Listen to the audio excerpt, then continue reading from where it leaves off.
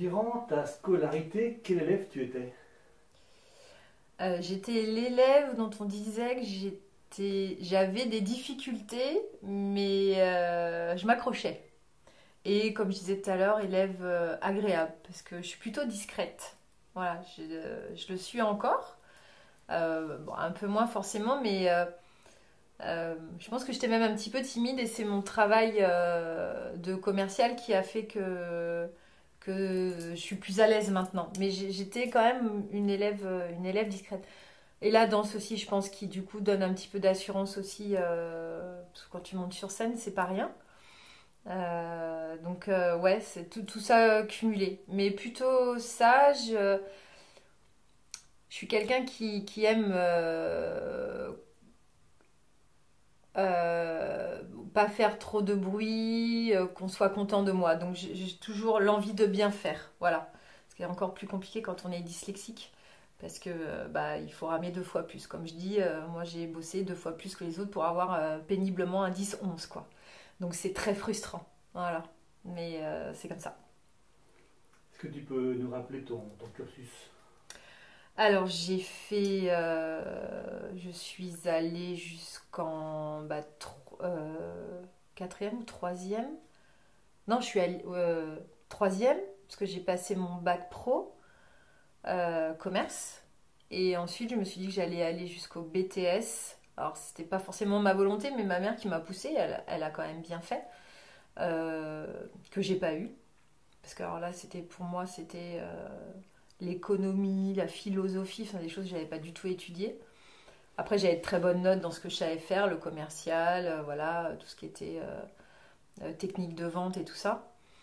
Euh, et en fait, quand j'ai fait mon BTS, c'était un BTS en alternance, ce qui m'a permis de rentrer chez Philippe Maurice.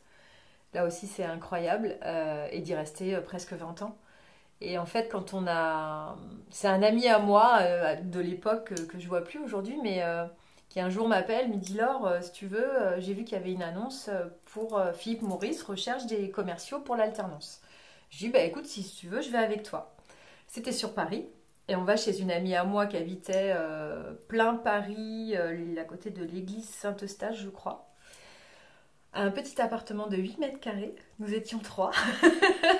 Pour pouvoir être à l'heure exacte du rendez-vous dans Paris. Et j'y allais vraiment, mais alors avec une décontraction, parce qu'au final, j'y allais plus pour accompagner mon ami que pour. Et c'est trouvé que c'est moi qui a été prise et pas lui. Voilà. Et du coup, voilà, je suis restée 20 ans chez eux. Si ce n'est le produit, il y avait une très très belle philosophie dans cette alors, boîte américaine, donc, où tout le monde se tutoyait. On a connu des années fastes, enfin voilà, où vraiment j'étais plus un. Mais vraiment, j'étais un Père Noël. J'arrivais chez mes clients, je donnais des cadeaux. C'était mon travail. Je prenais un peu de commandes, mais à l'époque, ça n'avait rien à voir avec aujourd'hui. J'invitais mes clients à Monaco, au cinéma. Enfin, c'était vraiment des super belles années. Donc, ouais, je pense que enfin, là aujourd'hui, je pense que ça n'existe plus ce que j'ai vécu. Ouais, je suis allée dans des endroits magnifiques, je suis allée dans des hôtels à Évian, chose que j'aurais jamais pu me payer. Je suis allée à Chamonix, on est allé au Sénégal. Enfin voilà, j'ai vraiment vécu. Donc c'est une grande famille en fait. C'était une grande famille. Au fur et à mesure, ça a changé parce que les dirigeants ont changé, la philosophie a changé. Donc c'est pour ça qu'il y a beaucoup de gens qui sont partis comme moi. Mais dans un premier lieu, c'était vraiment une grande famille. Il y avait une grande, grande entraide dans cette société. Mais je pense qu'il y avait Philippe Maurice, mais d'autres sociétés aussi, c'était comme ça. Après, ça a évolué différemment. Alors, j'ai toujours travaillé, moi. Dès que j'ai pu travailler, je travaillais avec mon père. Voilà, c'est ça, ce qu'on disait tout à l'heure, ce qu'ils m'ont donné, c'est cette envie. Mais vraiment, voilà, dès que j'ai pu travailler, j'ai travaillé dans un salon de coiffure, les chaussures, j'ai travaillé sur le marché les week-ends. Et c'était génial parce que je commençais super tôt, mais du coup, je finissais tôt aussi. Donc je pouvais sortir. Je gagnais bien ma vie en travaillant sur les marchés. Je fais ça plus de 4 ans. Voilà, je travaillais avec mon père dans les jardins parce que mon père était paysagiste. Donc, ouais, c'est cette notion du travail. Mais je pense que le dyslexique euh, se sent mieux en faisant des choses qu'en apprenant des choses. Voilà. En tout cas, moi, ma forme de dyslexie, j'ai commencé vraiment à m'épanouir quand j'ai pu faire quelque chose de concret, en fait. J'étais à ma place. Ouais. Donc après Philippe Maurice, tu es parti à Singapour. Philippe Maurice, j'ai fait 2 ans au collège à Lupian et ensuite Singapour. Voilà. Donc Singapour, en fait, alors ma passion des pierres. Euh, donc pierre dit bijoux. Et en fait, j'ai une de mes meilleures amies qui est créatrice de bijoux sur Paris. Et donc, avec toujours l'idée de partir à Singapour et d'y faire un travail, je lui ai demandé si elle désirait que je prenne sa marque et que je l'emmène à Singapour. Elle m'a dit oui, ils n'avaient pas de distributeur. Donc, en fait, c'est ce que j'ai fait. J'ai créé ma société. Il se trouve que là-bas, comme il n'y a pas d'impôt et qu'il n'y a pas de TVA, c'est beaucoup plus facile. Euh, du coup, on a des marges plus importantes. Et il faut savoir qu'à Singapour, comme tout est cher, l'immobilier est très cher, les boutiques qu'il y a là-bas, c'est que des grosses marques, Cartier, Chanel, voilà. Des petites boutiques comme on peut avoir à Metz, ça n'existe pas. La seule façon de pouvoir vendre là-bas, c'est de louer un emplacement dans des malls, donc les centres commerciaux. Ça se pratique tout le temps. Donc là, il faut rentrer dans un certain réseau, voilà, pour pouvoir y avoir accès. Et donc, on s'installe en tant que vendeur, entre guillemets, ambulant. Donc moi, c'est ce que je faisais. Et je vendais les bijoux de cette marque là-bas. Voilà. J'ai pas pu revenir avec ça en France, pourtant tout était clair. Parce qu'en France, il faut une boutique avec les charges que ça comporte. Et c'était pas viable. Voilà. Là, je le savais d'entrée. D'ailleurs, il y a pas mal de boutiques. Voilà, et puis avec le Covid, encore moins. Donc, je me suis régalée à faire ça à Singapour. J'ai rencontré des femmes super, mais je ne l'ai pas ramenée ici. Voilà. Donc, et puis là-bas, j'étais la seule à avoir ce genre de produit. Puis alors, le Made in France là-bas, même si c'était fabriqué à Bali, le concept et le design vient de France. Donc, waouh! Alors, retour en France, je suis restée 4 mois sans travail. Alors là, pour moi, ça a été très, très, très, très difficile. Je ne veux plus jamais revivre ça. J'ai toujours travaillé, moi. Je suis jamais restée sans rien. Psychologiquement, c'est super dur. On se retrouve dans un appartement avec ses enfants. Très, très, très compliqué.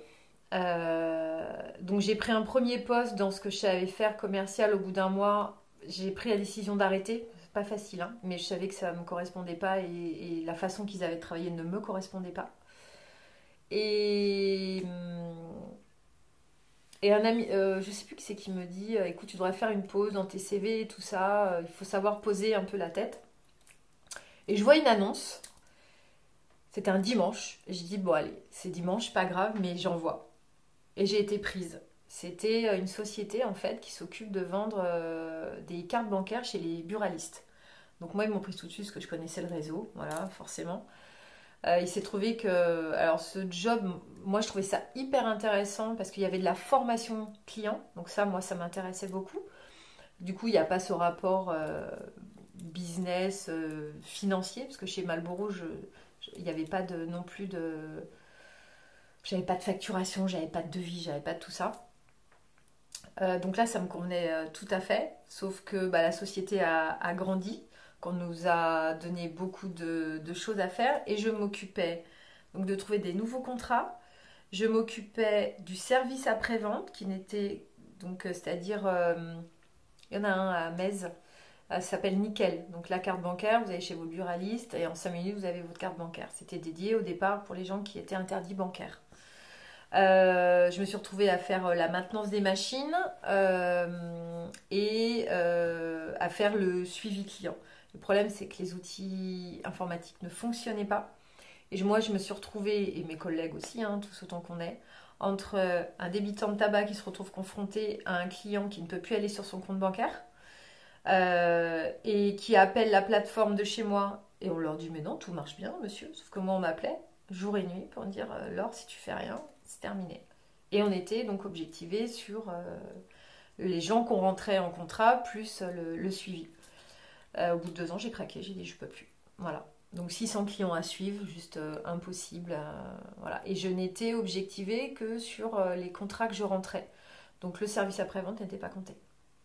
Voilà. Donc j'ai dit stop. Quand j'ai dit stop, j'ai dit il faut que je retrouve autre chose. Donc j'avais toujours bien évidemment euh, mon, le fait d'ouvrir ma société pour le shiatsu. Mais à côté de ça, il fallait quand même une petite sécurité. Et c'est toujours pareil, en discutant, une copine à moi qui me dit mais pourquoi tu retournes pas en tant que surveillante ou AESH? Je fais du yoga à Metz, je rencontre une personne qui me dit comment faire et je postule et je suis prise à Clémenceau. Et je suis avec 2 enseignantes juste top. Parmi les métiers que tu as exercés, lequel tu retiens? Bah, Philippe Maurice, parce que ça a vraiment été des super années et que ça m'a apporté beaucoup. Puis c'est celui où je suis restée le plus longtemps. Celui avec les ados aussi, où j'ai été surprise en fait du plaisir que j'ai pris à être avec eux. Voilà, vraiment. Et qui m'a amené du coup aujourd'hui à être euh, à être à ESH. Et d'ailleurs, quand on m'a demandé, parce qu'on nous propose d'être ou plutôt collège ou plutôt primaire, j'ai dit oh, plutôt collège. Donc on m'a dit que j'étais en primaire. Et je suis encore agréablement surprise de voir que je prends beaucoup de plaisir avec les CM2, quoi. Voilà, donc c'est que des jolies surprises. Les 2 seules expériences qui n'ont pas été concluantes, ça a été... euh, alors, celles qui ont vraiment aussi été... quand j'étais à Singapour, forcément, parce que j'étais seule, et la barrière de la langue, et voilà. Donc ça, c'était plus un défi. Euh, et ceux où j'étais moins bien, c'est là où en fait j'étais pas en accord avec ce que je faisais et ce que je vendais. Donc typiquement, voilà, nickel et l'autre où je suis partie au bout d'un mois parce que parce que c'est tout ce que je déteste dans le commercial en fait. C'est on met sans se préoccuper du reste. C'est pas ça pour moi être commercial. C'est s'adapter aux clients, pas l'inverse. Et ces métiers que tu as appréciés, qu'est-ce qu'ils t'ont apporté? Alors, je pense que Philippe Maurice, confiance, parce que c'est pas évident, hein, pousser quand on est une femme à un bar tabac, parce qu'en région parisienne, ce n'est pratiquement que des bars tabac, avec tout ce que ça comporte, surtout à l'époque, cigarettes, alcool, tout ça. Donc voilà, confiance en nous, une facilité à être à l'aise partout parce qu'on est amené à côtoyer toutes sortes de personnes.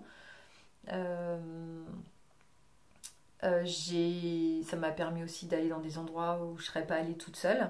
Ça m'a permis d'acheter mon premier appartement à 24 ans. Voilà, donc une stabilité. Voilà, une stabilité. Voilà, Philippe Maurice, ça a été ça. Les autres,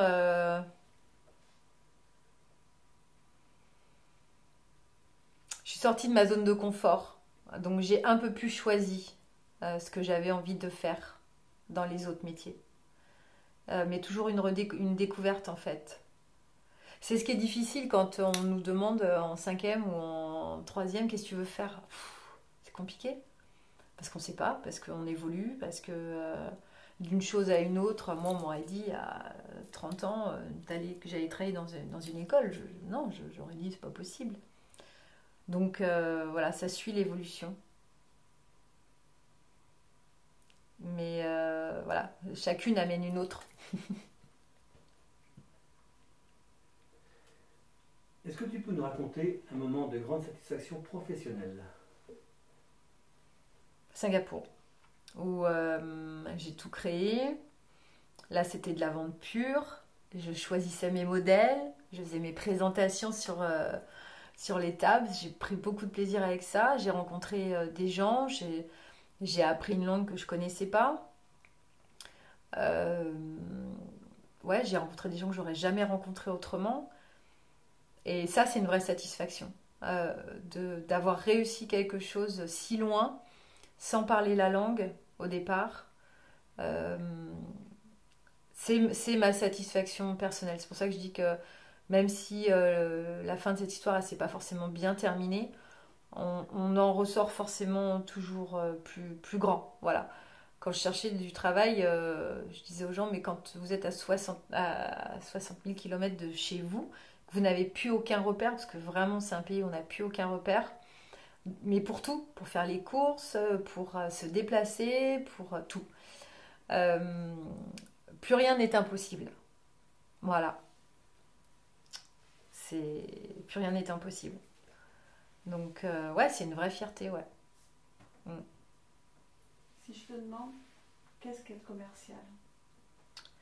Alors moi, c'est commercial, c'est l'écoute. C'est l'écoute de l'autre.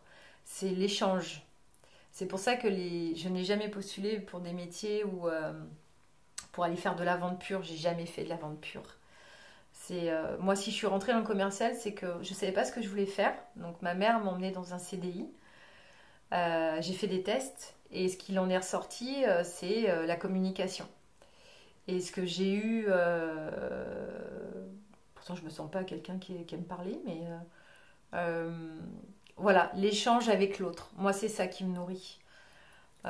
Et donc elle m'a dit, bah, mettez votre fille dans le commercial, il sera bien. Mais j'aurais été incapable de faire par exemple de la vente à domicile. Euh, ou de la vente d'aspirateurs. Il y a des gens qui sont très doués pour ça. Mais moi non. C'est tout ce que je déteste en plus. C'est forcer l'autre. J'aime pas du tout. Donc dans tous mes métiers, en fait, c'est le contact que j'avais avec les gens. Le contact que j'avais avec Philippe Maurice, parce que Burali, j'avais rien à leur vendre, c'était du relationnel.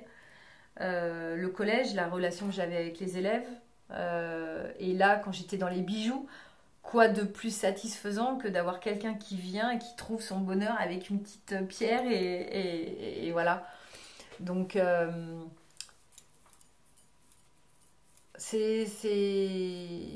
ouais, la satisfaction de l'autre en fait. L'écoute, la communication, l'échange, voilà. Parce qu'en plus, je suis nulle en maths, donc pour négocier, je suis nulle. Donc, je suis très mauvaise pour ça.